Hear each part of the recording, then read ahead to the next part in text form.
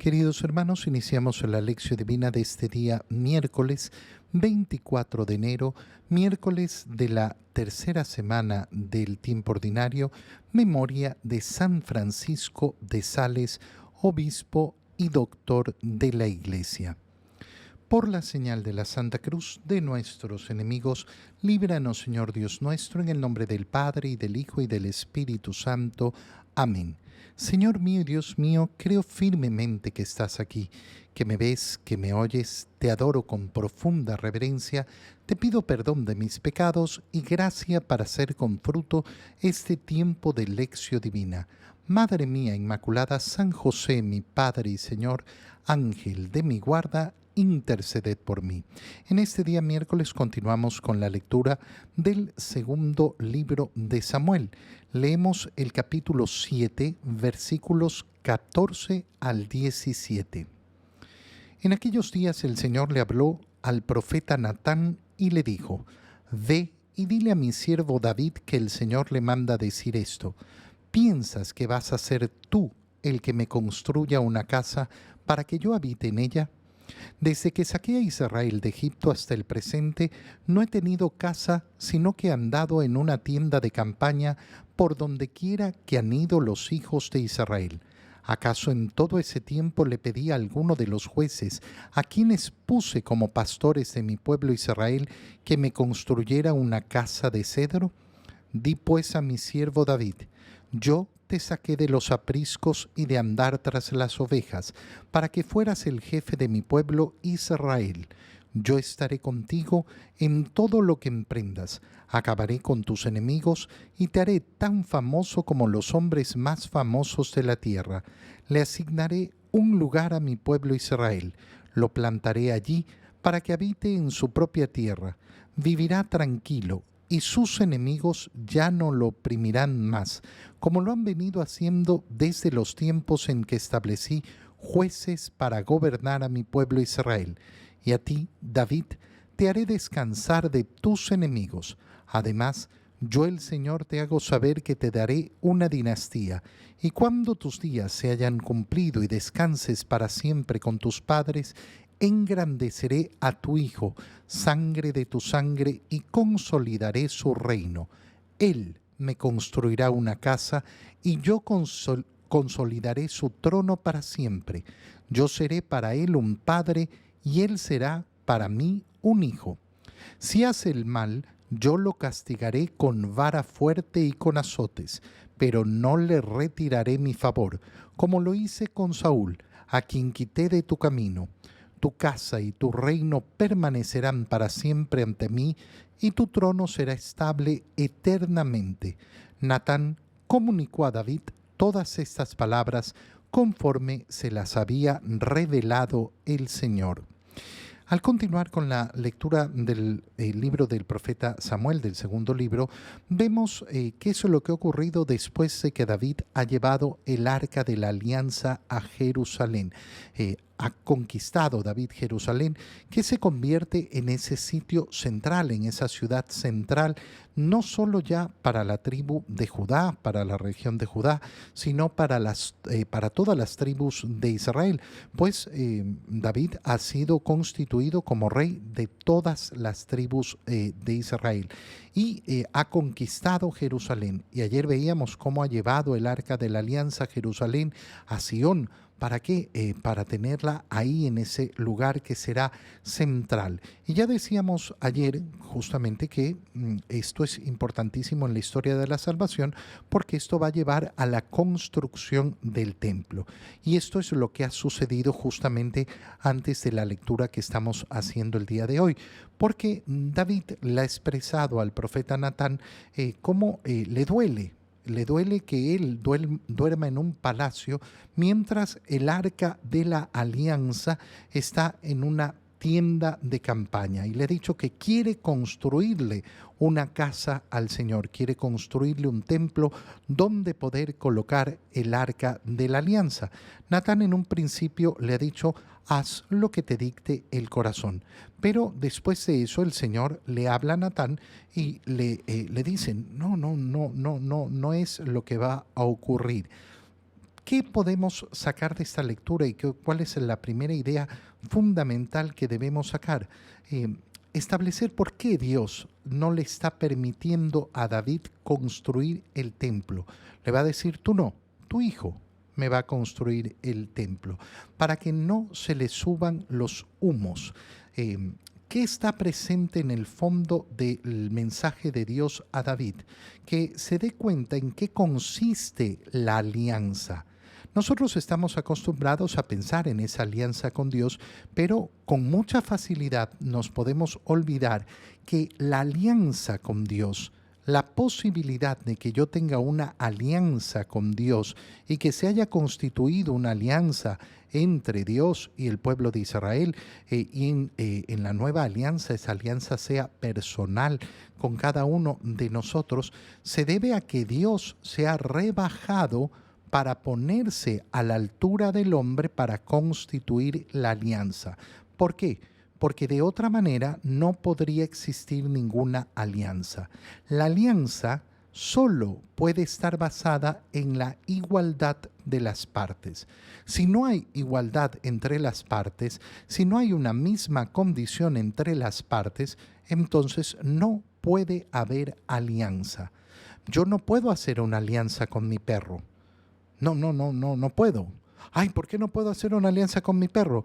Porque yo no le puedo reclamar a mi perro que cumpla los deberes que debe cumplir de acuerdo a la alianza. No, yo te voy a alimentar y tú vas a mantener limpio tu cuarto. No puedo reclamarle al perro que tenga limpio el cuarto. Podré irlo educando, pero no hay una relación de alianza entre mí y mi perro. ¿Por qué? Porque no estamos en igualdad de condiciones. Bueno, hay que recordar que yo no tengo la condición de Dios. Es Dios el que se ha rebajado para constituir una alianza conmigo. Y por eso todo lo que hace Dios es recordarle a David cuál es su condición. Y la condición es que él recibe de Dios. Que él recibe de Dios y recibe todo de Dios, como Dios es superior. Entonces, hablamos de alianza, ¿por qué? Porque Dios se ha rebajado y se ha puesto a nuestro nivel, pero desde mi perspectiva, yo siempre tengo que recordar que yo no soy igual a Dios. En resumen, no me puedo igualar. No puedo pretender igualarme a Dios. Y esto es lo que le está diciendo Dios a través de Natán al rey David. Fíjate cómo habla Dios a Natán y le dice, ve y dile a mi señor, ¿piensas que vas a ser tú el que me construya a mí una casa para que yo habite en ella? ¿Qué es lo que está diciendo David?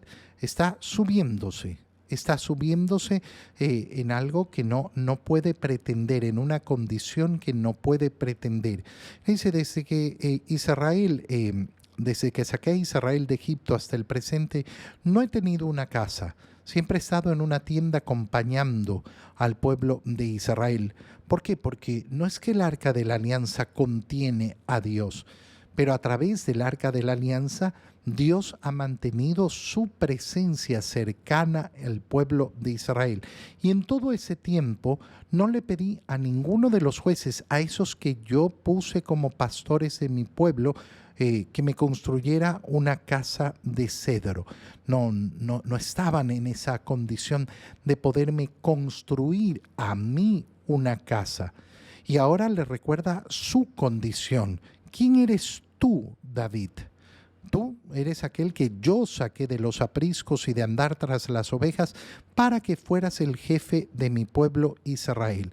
Y yo estaré contigo en todo momento, en todo lo que te propongas. Acabaré con tus enemigos, te haré famoso entre los famosos.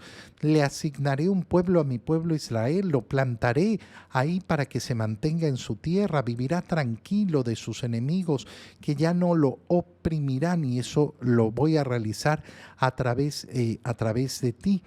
Y esto lo haré ¿para qué? Para que tú descanses de tus enemigos. Y además te hago saber que te daré una dinastía y cuando tus días se hayan cumplido y descanses para siempre con tus padres, engrandeceré a tu hijo, sangre de tu sangre, y consolidaré tu reino. Aquí comienza una parte importantísima del mensaje que le está dando Dios a David. ¿Por qué? Porque primero, en primer lugar, le recuerda, oye, tú te vas a morir. Tú te vas a morir y yo voy a seguir. ¿Por qué? Porque tú eres un hombre y yo soy Dios. Pero voy a constituir una alianza con toda tu descendencia, consolidaré tu reino. Y ahí es cuando le dice, tu hijo, él, me construirá una casa y yo consolidaré su trono para siempre. Efectivamente, el hijo de David, Salomón, será el que le construya la casa, el templo al Señor. Pero entonces leemos unas palabras misteriosas, porque consolidaré su trono para siempre. El trono de David no se va a mantener para siempre. De hecho, se va a romper la dinastía de David. Entonces, ¿estas palabras proféticas significa que no son ciertas? No, porque aquí lo que sucede es que se nos comienza a mostrar esa casa de David, esa dinastía de David que va a desembocar en el verdadero rey, que es nuestro Señor Jesucristo. Y por eso el Señor le dice, tu casa y tu reino permanecerán para siempre ante mí y tu trono será estable eternamente. Y entonces las palabras que le está dirigiendo a David no son palabras que se quedan simplemente en ese momento de la historia ni en sus hijos inmediatos, sino que son palabras mesiánicas, es decir, de la llegada de ese Rey Salvador que estará establecido para siempre, que es nuestro Señor. En el Evangelio, leemos el Evangelio de San Marcos, capítulo 4, versículos 1 al 20. En aquel tiempo Jesús se puso a enseñar otra vez junto al lago, y se reunió una muchedumbre tan grande que Jesús tuvo que subir en una barca. Ahí se sentó, mientras la gente estaba en tierra junto a la orilla. Les estuvo enseñando muchas cosas con parábolas y les decía, escuchen, salió el sembrador a sembrar. Cuando iba sembrando, unos granos cayeron en la vereda, vinieron los pájaros y se los comieron. Otros cayeron en terreno pedregoso, donde apenas había tierra. Como la tierra no era profunda, las plantas brotaron enseguida, pero cuando salió el sol se quemaron y por falta de raíz se secaron. Otros granos cayeron entre espinas. Las espinas crecieron, ahogaron las plantas y no las dejaron madurar. Finalmente, los otros granos cayeron en tierra buena. Las plantas fueron brotando y creciendo y produjeron el 30, el 60 o el 100 por uno. Y añadió Jesús, el que tenga oídos para oír, que oiga. Cuando se quedaron solos sus acompañantes y los 12, le preguntaron qué quería decir la parábola. Entonces Jesús les dijo, a ustedes se les ha confiado el secreto del reino de Dios. En cambio, a los que están fuera todo les queda oscuro. Así, por más que miren, no verán, por más que oigan, no entenderán, a menos que se arrepientan y sean perdonados. Y les dijo a continuación, si no entienden esta parábola, ¿cómo van a comprender todas las demás? El sembrador siembra la palabra. Los granos de la vereda son aquellos en quienes se siembra la palabra, pero cuando la acaban de escuchar, viene Satanás y se lleva la palabra sembrada en ellos. Los que reciben la semilla en terreno pedregoso son los que al escuchar la palabra de momento la reciben con alegría, pero no tienen raíces, son inconstantes y en cuanto surge un problema o una contrariedad por causa de la palabra, se dan por vencidos. Los que reciben la semilla entre espinas son los que escuchan la palabra, pero por las preocupaciones de esta vida, la seducción de las riquezas y el deseo de todo lo demás que los invade, ahogan la palabra y la hacen estéril. Por fin, Los que reciben la semilla en tierra buena son aquellos que escuchan la palabra, la aceptan y dan una cosecha, unos de 30, otros de 60 y otros de 100 por uno. Palabra del Señor. Iniciamos en este día la lectura de las parábolas del reino de Dios. Vemos que ha iniciado presentándose nuevamente un problema que ya nos ha mostrado el Evangelio de San Marcos. ¿Cuál es ese problema? Que hay tanta gente queriendo escuchar, tocar a Jesús, que tiene que subir a una barca para desde ahí predicar. La gente en tierra en la orilla y él en la barca. Y desde ahí les enseña muchas cosas con parábolas. ¿Por qué con parábolas? Porque es el modo en que pueden entender, es el modo en el que pueden recibir la predicación de la palabra. Pero vamos a ver que hay dos instancias: la predicación pública y la explicación de la palabra a los discípulos. No se trata de que aquello que dice el Señor en público hay un mensaje oculto y escondido que no debe ser anunciado. No, no, va a ser anunciado. Pero para entender la profundidad de la palabra de Dios, tiene que haber esa intimidad con el Señor. Yo puedo recibir la palabra, sí, en público, en grande, pero no es lo mismo que tener esa relación personal con el Señor que tienen los discípulos. Y por eso a ellos se les da esa potestad de entender los misterios del reino, no para que se lo guarden para ellos, no para que se forme una especie de secta, sino para que ellos después vayan transmitiendo a quienes quieran dar el paso que ha dicho el Señor, aquellos que se acercan arrepentidos a pedir perdón y entonces se les abran los ojos y dejen de vivir en la oscuridad. Mientras tanto, reciben la palabra.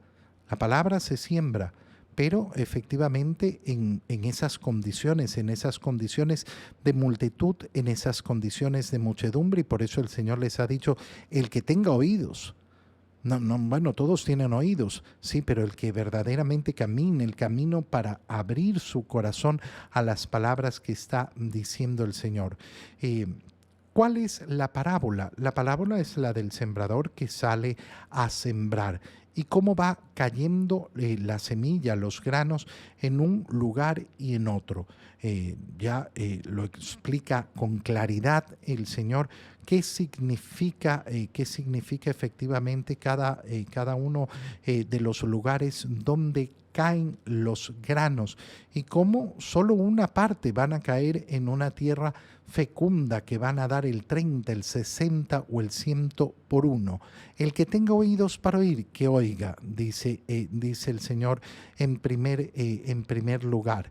Esta ha sido la explicación general de la parábola. Pero entonces empieza la segunda parte, cuando se quedaron solos. Entonces le preguntaron qué quería decir la parábola. Y es cuando Jesús les explica: a ustedes se les ha confiado el secreto del reino de Dios. A los que están afuera, todo les queda obscuro. Todo le queda obscuro. Qué importante es darnos cuenta que nosotros en nuestra vida podemos estar en una y en otra condición al mismo tiempo. No pertenecemos a un grupo especial al cual los granos caen, la palabra llega y la recibimos toda entera, en toda su magnitud. No. Muchas veces recibimos la palabra y se nos va enseguida. Muchas veces recibimos la palabra y las preocupaciones del mundo nos la quitan. Y otras veces recibimos la palabra y logramos dar fruto. Esto no es una división de personas, entonces, son diferentes situaciones. ¿Y cómo sabemos esto? Porque justamente el mismo Señor les dice a sus discípulos: si no entienden esta parábola, ¿cómo van a comprender todas las demás? Si ustedes a los cuales se les acaba de decir que se les ha dado la condición de recibir de una manera especial la palabra, no la logran entender. Y por eso la oración que debemos levantar el día de hoy es: Señor, que cada día yo pueda comprender mejor tu palabra, que cada día pueda profundizarla, que cada día pueda salir de la oscuridad y que cada día me proponga efectivamente que esa palabra dé frutos en mí. Te doy gracias, Dios mío, por los buenos propósitos, afectos e inspiraciones que me has comunicado en este tiempo de lección divina. Te pido ayuda para ponerlos por obra. Madre mía Inmaculada, San José, mi Padre y Señor, Ángel de mi guarda, interceded por mí. María, Madre de la Iglesia, ruega por nosotros. Queridos hermanos, os reciban mi bendición en este día, en el nombre del Padre, y del Hijo, y del Espíritu Santo. Amén. Un muy feliz día para todos.